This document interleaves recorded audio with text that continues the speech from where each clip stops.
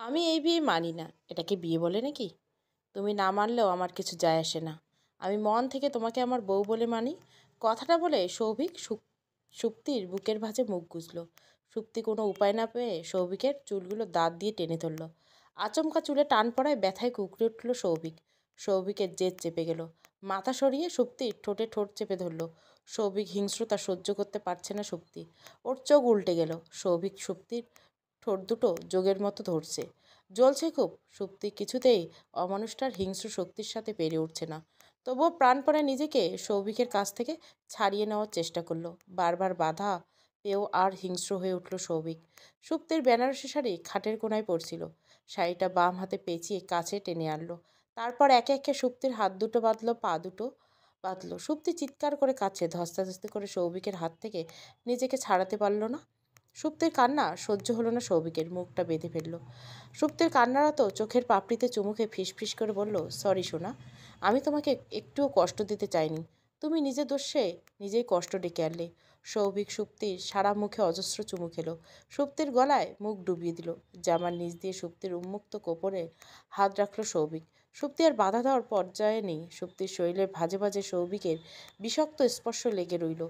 এক পর্যায়ে ব্যথা তীব্র হয়। অসহনীয় যন্ত্রণা সহ্য করতে না পেরে জ্ঞান হারিয়ে ফেলে সুপ্তি।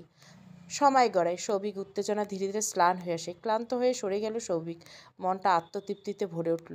সুপ্তির ঘুমন্ত মুখের দিকে মুগ্ধ দৃষ্টিতে তাকিয়ে রইল সৌভিক। ঘুমালে একদম শান্ত হয়ে থাকে সুপ্তি। দেখতে বড় ভালো লাগে। সৌভিক সামান্য ঝুঁকে সুপ্তির কপালে গাঢ় চুমু এঁকে দিল। সৌভিকের চোখ দুটো ছলছল করে উঠল।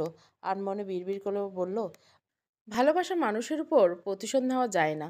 ভাগ্যের কি নীলাখেলা, যাকে প্রচণ্ড ভালোবাসি, যাকে ছাড়া আমার জীবন অচল, আমি পুরোপুরি অসম্পূর্ণ, তার উপরে আজকের পর থেকে আমাকে নিঃশিংসত প্রতিশোধ নিতে হবে। আমি পারবো তো? পারতে আমাকে হবেই। মাকে যে কথা দিয়েছি।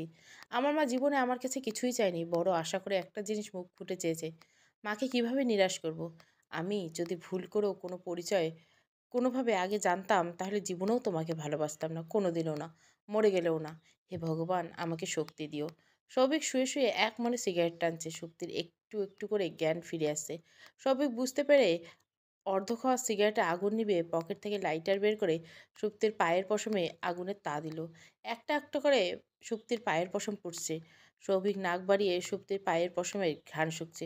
সুপ্তি জেগে উঠে ভয় পেল, তবে উঠে বসার বিন্দুমাত্র শক্তি নেই। শরীর খুব দুর্বল। চোখ দুটো অতিরিক্ত কান্নার ফলে ফুলে গেছে, খুব জ্বলছে। চোখের জলও কাঁদতে কাঁদতে শুকিয়ে গেছে।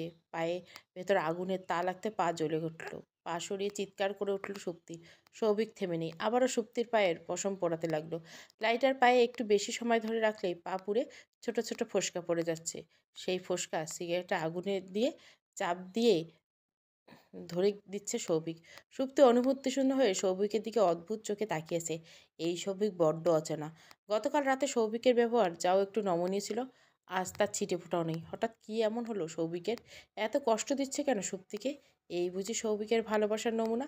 সুপ্তির চোখ দিয়ে টপ টপ করে নোনা জল ঝরছে। তবে মুখ দিয়ে টু শব্দও করছে না। দাঁতে দাঁত চেপে অসহনীয় ব্যথা সহ্য করছে সুপ্তি। কি হবে চিৎকার করে? কেউ তো সুপ্তির চিৎকার শুনতে পাবে না। আর না, এই বদ্ধ ঘর থেকে সুপ্তিকে মুক্ত করবে কেউ। সুপ্তির চোখের জল সহ্য হয় না সৌভিকের। সৌভিক লাইটার পকেটে ঢুকিয়ে রাখলো। সুপ্তির হাত পা তখনও বাঁধা। অস্ফুট স্বরে বিড়বিড় করে বলল, আমি বাথরুমে যাব।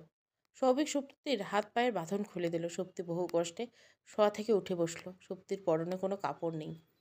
বিবস্ত্র অবস্থায় বসে বসে অতিরিক্ত লজ্জায় হাউমাউ করে কেঁদে দিল সুপ্তি। সৌভিক সুপ্তির দিকে এক পলক তাকালো। তারপর ফ্লোর থেকে জামা কাপড় তুলে সুপ্তির মুখে ছুঁড়ে ফেললো। সুপ্তি কাঁদতে কাঁদতে জামা পরে এক পা ফ্লোরে রাখতে কোমরের নিচ থেকে পায়ের পাতা পর্যন্ত অসহনীয় ব্যথা অনুভব করলো। খুঁড়িয়ে খুঁড়িয়ে হেঁটে বাথরুমে গেল। সৌভিকও সুপ্তির পিছু পিছু গেল। গম্ভীর কণ্ঠে বলল, খবরদার বাথরুমের দরজা আটকাবে না, চাপিয়ে দাও। সুপ্তি আর অমাত করলো না। দরজা ভেতর থেকে চাপিয়ে দিয়ে জল ছেড়ে দিয়ে হু হু করে কেঁদে উঠল সুপ্তি। প্লাজোতে রক্তের দাগ লেগে আছে। তলপেটে খুব ব্যথা করছে। তার মানে গতকাল রাতে জ্ঞান হারিয়ে ফেলার পর সুপ্তির কুমারিত্ব হরণ করছে সৌভিক। কি করে পারলো ও এতটা অমানুষ হতে? ওর কি একটুও বুক কাঁপলো না? হৃদয়ের বেকুলতা। এই গল্পটা আমি দিব। যদি এই ট্রেইলারটা ভালো লাগে অবশ্যই লাইক, শেয়ার এবং সাবস্ক্রাইব করবেন। Thank you for watching.